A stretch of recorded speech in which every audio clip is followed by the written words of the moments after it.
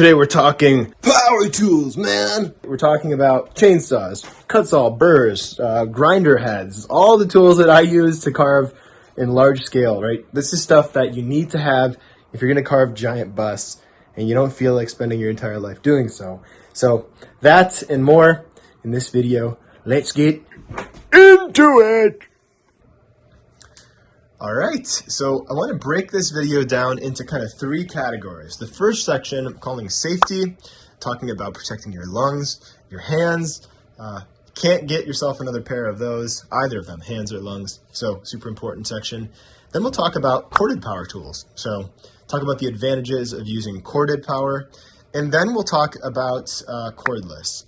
Just a little touching on that topic because, as you can see, these are the majority of my power tools that I use on a regular basis, and these are mostly corded tools. So you can see that I'm biased a little bit towards corded.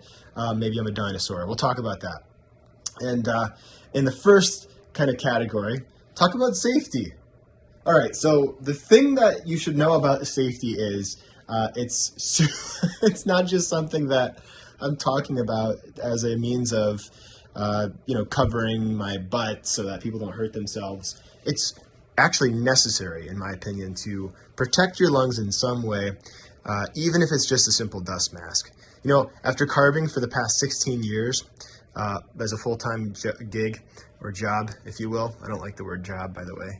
Sounds gross, but I neglected the mask and protecting my lungs largely until I was probably in my 20s. And this came from the spurring on of very wise and older carvers, people who were more experienced than I was, saying, Alec, you need to wear a mask. Even when you're hand carving, it would be a good idea to protect your lungs. And they said, a lot of times, what kills sculptors, full-time sculptors, they're doing it day in and day out, is issues with their lungs, COPD, right? You get complications with the ability of your lungs absorbing oxygen. The more they don't really have the very effective means of cleaning themselves, right? I mean, they have some means, but it's not like if you eat something bad, you just, So you have to protect what goes into your lungs. So I wanted to make that the first thing. And then, of course, protecting your hands, right? That's important too. So anyway, on the topic of protecting your lungs, there is a mask that I've used for quite a few years. You can see that it's pretty worn out and dirty and old and missing the attachments, the filter attachments. But this is the Face Shield by 3M. This actually is the 6900 large. The 6800 is a very similar mask. In fact, I don't know if they replaced the 6800 with, replaced the 6900 with the 6800. But all you need to know is Face Shield is good because not only does it cover your lungs, right? You cover your mouth and your nose, but this will actually provide protection against chips, things hitting your face. So it's a double whammy, and it doesn't fog up. For whatever reason, if you have a nice tight seal on your face and you get the appropriate size to your face, it won't fog up, which is a huge advantage if you're used to wearing a face shield of some kind. That's why you'll see me wearing this so often when I'm power carving. And to me, for my money, this has the best fit and finish, and it lasts a long time. This is the original strap. Eventually it did bust, but extra straps are not expensive, and this is by far my favorite. I also tried the Moldex version, and that's not particularly my favorite. It doesn't fit as well, so definitely like the 6800. I'll link all of the tools that I can in the description, by the way, guys, for you to check out if you're interested. So make your life a little easier. The next thing that you could use outside of that is just a super simple paper mask. And hold on, let me grab mine. 3M makes a super simple paper mask. This is obviously a pretty gross one, the N95. It's an 8511. You do kind of want to use the better masks. I don't really recommend those cheap paper hospital masks that we all have as a result of the nasty virus that hit us. But these are better. So something that fits along your face nicely, has a good, strong, double elastic band. You want this to be able to hold down your face. And so I like these a lot as a secondary option if you're not feeling that. And if you are using this mask, do wear eye goggles. I wear glasses, so that helps, but wear something over your eyes. I've had things hit my eyes before, and your eyes bleed. Let's just put it that way. And that's not fun, because they can become permanently distorted and ugly. So, very, very important to remember. So, hands. Let's talk about protecting your hands. Now, the tools that I use are, of course, very dangerous. Chainsaws, burrs, they spin quickly. They could cut your hand off in a flash if you really messed up. But at a minimum, they're going to cut you if you even bump them. And that's actually the majority of the injuries that I've had in my life. When my guard was down, the tool is still spinning, I set it down, and I bump it with my hand. And that's where I'm getting scars like these along my wrist from cut saw tools, actually this tool in particular, and others like it. So that will cost you a lot of money in the long run with stitches and all that. So gloves, that's right, super simple, purchasable at any hardware store. Leather gloves, a couple different kinds of leather gloves. They are great when you're power carving because they're cheap, they can stop the burr, and they're fairly comfortable. There are also anti-vibration gloves, which I will link in the description as well. Those kind of make you look like the Michelin Man. They've got lots of little bumps. I can't find mine. They're somewhere around here in a bag, but those are great. They help reduce the strain on your joints, right? Because these tools shake violently, and they can make problems happen, I guess, with your joints. I guess it's not great for you. So link those in the description as well, as I said. So that's pretty much it on safety. Wear gloves, protect your face. If you're chainsaw carving, you want chaps, right? Chaps are, I'll show you those since they're right near me. Chaps are kind of a necessary if you're going to be using a chainsaw at all. These protect your legs. These actually go over your legs and they strap around your legs. So this would go around your leg and buckle around the front part of it so that if you do miss your leg and miss your project and hit your leg, it actually binds up the chainsaw. These are made by steel. So I'll try to link those in the description as well. Some sort of chaps. I almost always wear chaps when I'm chainsaw carving now because, well, I've had too many close calls. Another option is an apron, a leather apron. You can see how this leather apron saved my future children. Look at the location of this hole, right? There's the apron. Yeah. So that was from a chainsaw. So wear an apron. A leather apron's good too. Something to protect your upper body, your chest, your privates, your legs, all that stuff. Super important. So next, let's talk about corded tools. Now, the tools that I would recommend you at least have when you're starting out into the whole world of carving, power carving, are plug-in Dremels. Dremels are super compact. If you're just starting out into it and you don't want a huge investment, probably one of the cheapest things in this pile right here. And we'll talk more about that in just a second because I forgot one thing with regard to safety. Dust collection. We should lump that in with safety because in order to protect your lungs, when that mask comes off, your lungs are still compromised if you're in an indoor space. So having at least a couple of decent air filters nearby, super important to the quality of your air because you're not just going to be walking around your shop all day in a mask. So cleaning the air is good. And so what I wanted to show you is it's possible to create a very simple structure and even a simpler version than this. This was made for me, by my friend Yoni. Thanks, Yoni Sievers, for gifting this to me. It's a box. It's I think it's just maybe a 1/2-inch plywood box that he tore apart a box fan and used the motor and the fan part, and he sealed off these fan air. Basically, he created a greater amount of pull by creating these fins, right? So this makes the fan a lot more, gives the filter a lot more draw. Anyway, you don't need to get this complicated. Yoni's kind of a genius engineer guy. I wouldn't have even gone this far. In fact, I created a very simple structural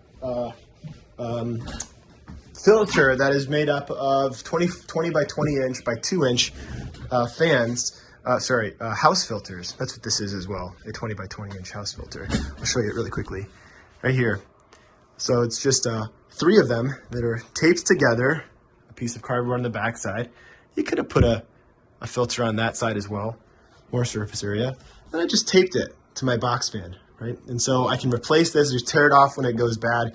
But actually, I clean it off. So I take it apart and I spray it all out. But this is kind of the main air filter. It's beautiful, right?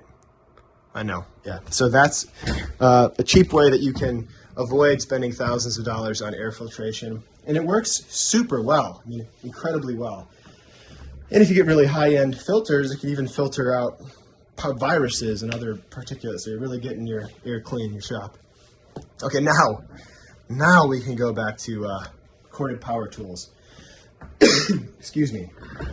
So again, the Dremel is where I would start. This is a Ryobi. This is one of the 1.4 amp. The 1.2 amp is good. RRT 200, absolutely excellent. I love this Dremel. I've only had it for maybe a few months. I just gifted one to a buddy, and I just think that it's superior in quality of craftsmanship to the Dremel. So I'm sorry to say that, but I do like it better. Although I've had a lot more time with Dremel and not as much with this, so I should qualify all of that by saying I'm not like the most experienced Ryobi user, but I'm shocked at the quality and the power of this 1.4 amp Ryobi.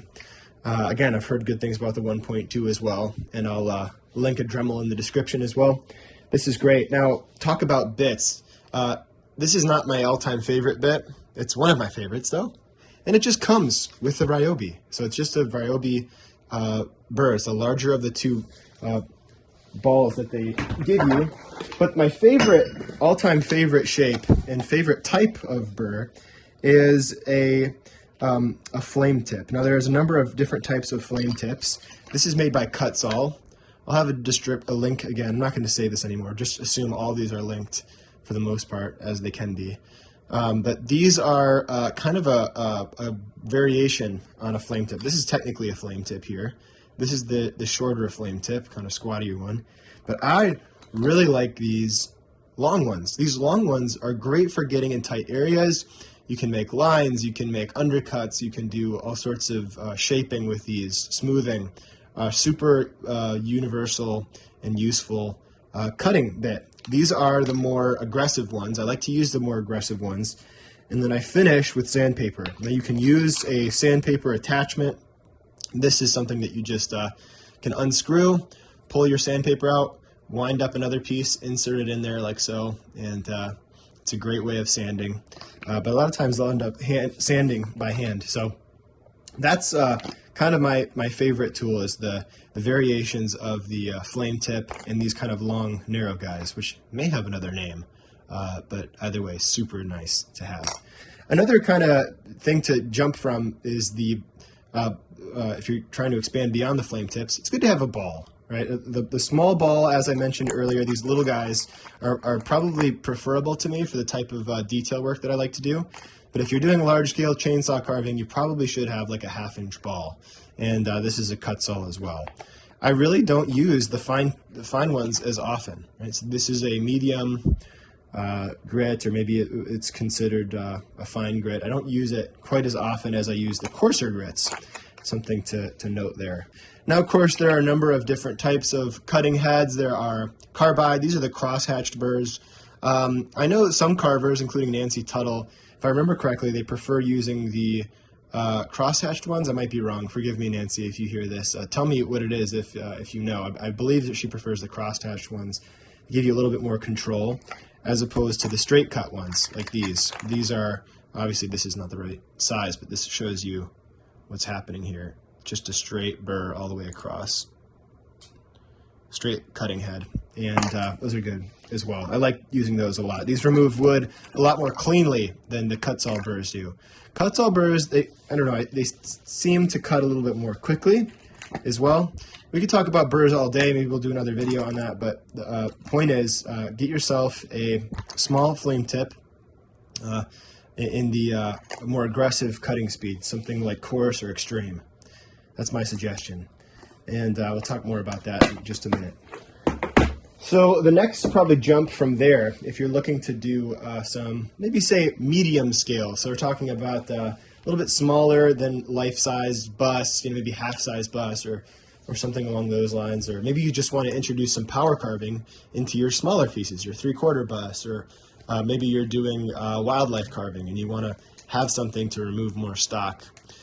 the die grinder is super, super nice to have. This is the cheapest die grinder that I believe Harbor Freight has. If you don't have a Harbor Freight, what is it in Canada? Oh, goodness. Shoot, I'm forgetting the name. Canadian Tire? No.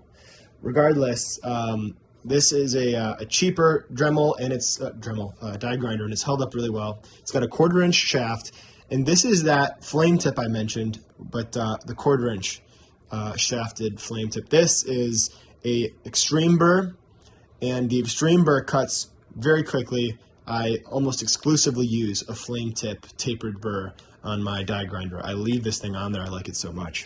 So I do recommend the die grinder. The reason for this is it's a little bit more powerful. It's going to remove more stock. It's just like a beefier, larger version of a Dremel. So if you're really trying to hawk off material quickly or move material quickly, you need a die grinder in addition as far as rotary tools go. All right, so now a more expensive and exotic tool, just to kind of whet your palate, something that you should look into in the future if you ever are interested in power carving in the larger scale. This is a 2-inch round nose, Manpa, M-A-N-P-A cutting head. Manpa cutting heads are available online. I bought mine through Amazon. I'll link that again. And it's an attachment that you can attach to your 4.5-inch angle grinder, which is what I have here. This is an XAG16. This is a brushless Makita angle grinder, 18-volt, 5-amp battery. This is a powerful handheld cordless saw. Angle grinder, and it does a great job of staying powerful up until the point it dies, and little battery meter on these nicer Makita batteries. I do like this. I recommend if you're looking for a decent angle grinder that's cordless. I do like this. It does a good job, and it spins pretty quickly, so that's recommended. The brushless just means that you're not going to have to replace the brushes on the motor, so it's going to last you a lot longer, supposedly. So I like the Manpa cutting head. What it does, it kind of imitates a hand cut look. It doesn't quite perfectly emulate it, and so it's just another tool. And there are times where I really enjoy using it to like rough up the base of a carving if I'm doing a large scale bust, to remove material quickly in an area that I want to hollow out. This would also be an excellent tool for hand carving bowls, not hand carving, obviously, power carving bowls. Or various spoons, larger spoons, and utensils. So I like the Manpa attachment a lot for the Makita, but that's a few $100 right there. I mean, that's probably like $500 or so or more right there in that setup. So that's not for the faint of heart. That's if you're really committed to doing this. It's an excellent cutting head. Another tool that I would recommend that you invest in is an electric chainsaw. If you want to rough in a piece super quickly, that's slightly larger scale, a chainsaw is almost necessary to do so. At least it's really handy. It's like if you have a chainsaw and you go back to trying to do it with all these other burr cutting heads, you feel like you're missing out on something. This is so much quicker.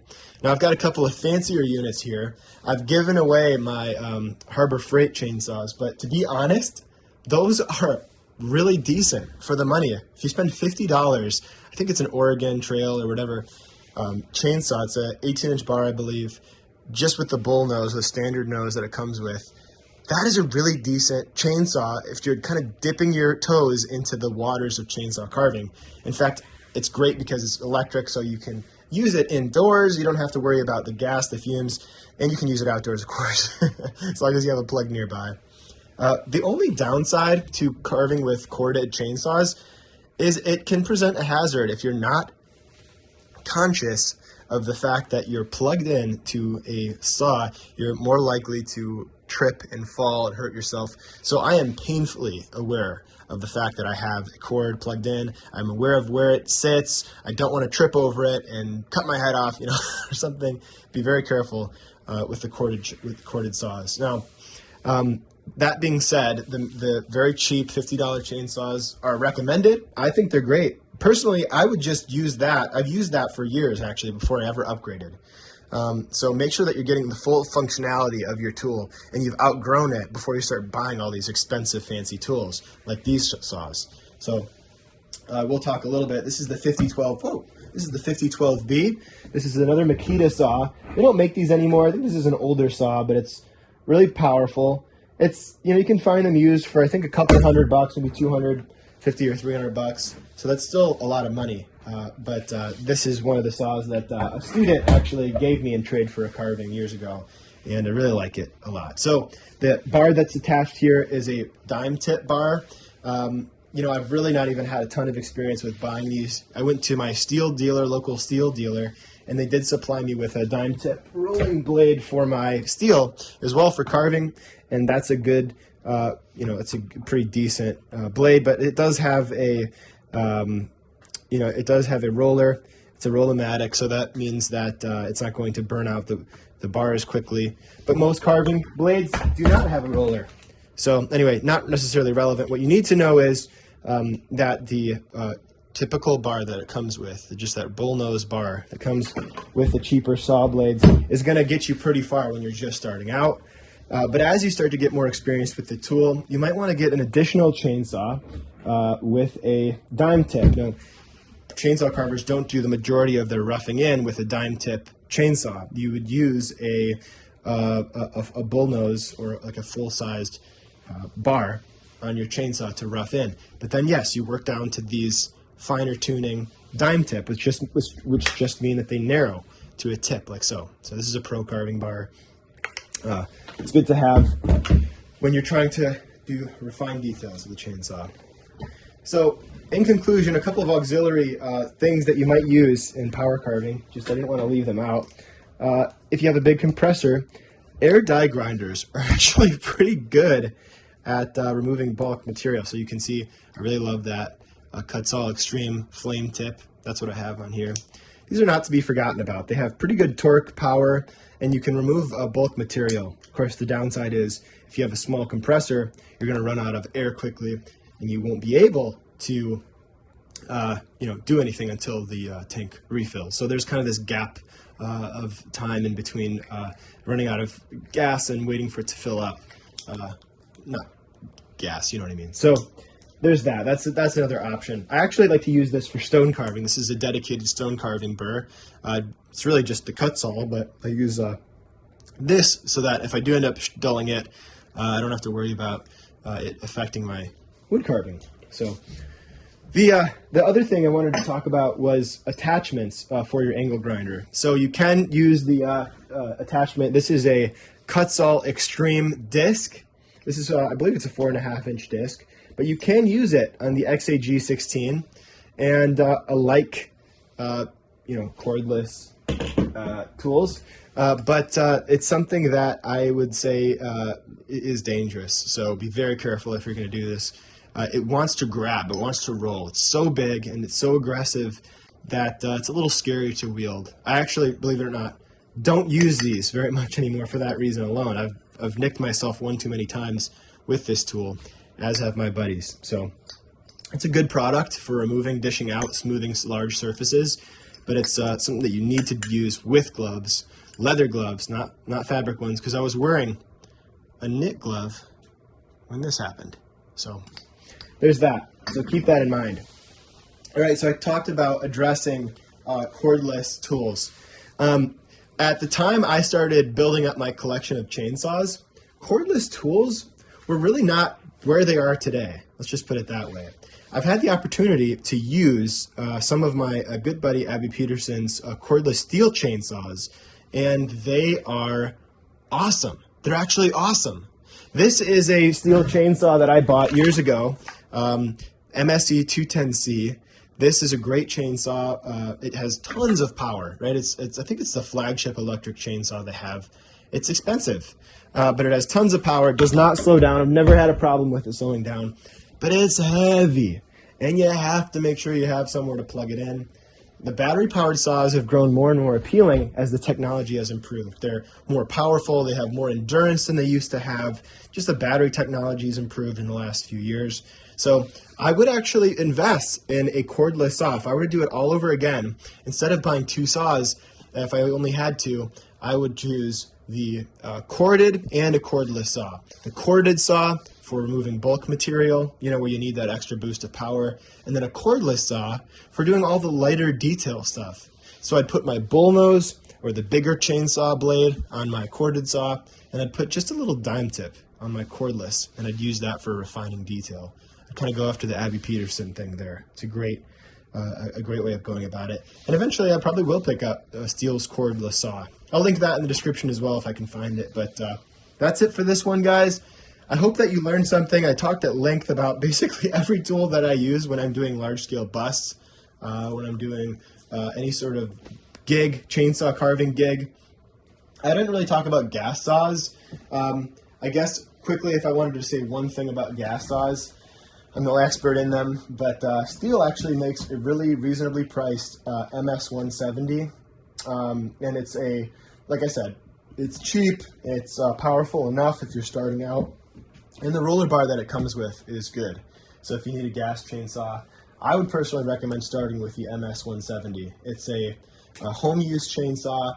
It's honestly under a couple $100 last I checked. It might be more expensive at the time you see this, but it's very powerful, more powerful than any of the electric chainsaws.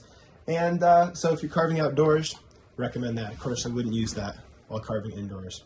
But that's it, guys. Thanks again for watching. And if you want to learn more about the hand carving that I do and a few of the larger scale projects as well, you can check out the link in the description for my online school and learn about bust carving and human faces. Thanks a lot. See you guys.